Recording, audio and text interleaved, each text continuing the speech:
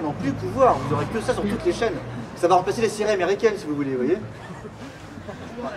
Ce sera peut-être des séries américaines de bricolage. Ce sera peut-être des séries américaines de bricolage. Mais d'ailleurs ça commence déjà, parce que là maintenant les téléréalités c'est comment faire sa maison soi-même, comment inviter les gens chez soi, que ce soit mieux qu'au resto. Enfin, voilà, c'est ça les séries récentes de télé-réalité. Hein. Bon, donc le chauffage, voilà, donc j'en parlais. Donc, voilà, bricolage, jardinage, et c'est évident aussi que l'ensemble des alternatives vont se développer, donc voilà, ça sera valable aussi pour le reste. Le gaz, bon. Le gaz, c'est hyper important parce qu'on ne voit pas bien comment on va pouvoir chauffer nos aliments si on n'a pas de nucléaire, pas d'électricité ou de gaz. Tout ce temps que nous sommes, nous faisons chauffer notre nourriture à l'électricité ou au gaz. Mais comme il va rester beaucoup de pétrole, mais qui sera cher, même si le gaz devient très cher, c'est une faible proportion de nos revenus, donc nous aurons toujours de quoi acheter du gaz. Donc pour le gaz, ce n'est pas un problème. C'est aussi pour relativiser, pour bien expliquer la différence entre fin du pétrole et fin du pétrole bon marché. Pour l'électricité, il n'y a pas beaucoup de solutions, hein. Donc on va se rattraper sur le nucléaire, tout ça, mais comme je vous l'ai dit, le maximum de production de toutes les énergies, là, c'est 2020 à peu près. Rapidement, l'électricité, il va falloir réduire la consommation d'électricité, c'est sûr. Hein. Et pour le reste, c'est pareil. Le plastique, tout ça, on peut faire autrement, le plastique. Hein. Tout ce qui est fait en plastique, on sait faire autrement, mais on ne sait pas faire autrement en masse. Là, même en portable, on sait faire techniquement autrement qu'avec du pétrole. Sauf qu'on ne pourra pas du tout en faire des millions d'exemplaires. Hein. Les médicaments, c'est pareil. Donc peut-être on va revenir à un modèle de tisane plutôt. Donc si vous voulez vous organiser vous-même, eh ben, renseignez-vous sur des herbes médicinales, préparez votre petit carré d'herbes médicinales ou renseignez-vous sur cette médecine-là. En tout cas, c'est la médecine du futur, c'est sûr. Les vêtements, donc le lin, le chanvre, tout ça, mais ça coûte beaucoup plus cher, hein, vous l'avez bien vu. Donc les vêtements en pétrole, voilà, s'usent beaucoup plus rapidement aussi. Il va falloir s'apprendre apprendre à s'habiller autrement et puis certainement à réparer ses vêtements.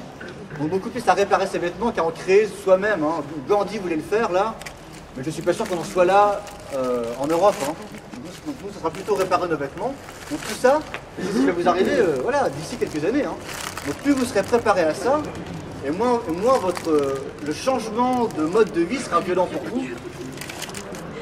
Et puis la nourriture, alors la nourriture c'est donc le plus important, je dis bien maintenant. Quand je disais qu'on pouvait nourrir 12 milliards d'êtres humains sur Terre, la majeure partie des céréales servent à nourrir du bétail. Et on nourrit du bétail pour qu'on puisse manger des steaks tous les jours, voire 2 fois par jour. Des steaks hachés. Voilà. Donc, si on arrêtait de nourrir le bétail avec ces céréales, on pourrait certainement nourrir la population mondiale. Donc, baisse des rendements agricoles, il va y avoir. Mais si ces rendements agricoles ne servent plus à nourrir du bétail, on peut s'en sortir. Baisse des rendements agricoles et avec l'augmentation, tous les produits de nourriture notamment vont devenir plus chers. Mais si on produit notre agriculture localement, l'augmentation sera nettement moins sensible. Donc, en gros, si on mange local, biologique, parce que biologique ça veut dire sans engrais, sans pesticides, donc sans pétrole en fait. Local, biologique, saisonnier et surtout et avant tout végétarien, on a largement de quoi nourrir le monde.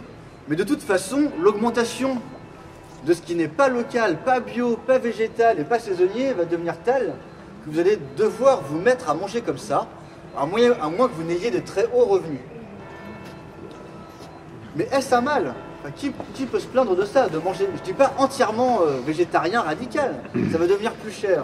On pourra toujours se permettre. Juste que notre alimentation va tendre, pour raison de coût, à devenir plus locale, plus saisonnière, plus végétale, et plus que celui que j'oublie, plus biologique. Donc ça c'est pour les solutions individuelles. Pour les routes, il est fort probable que dans les années à venir, les routes vont au fur et à mesure se dégrader, puis être abandonnées.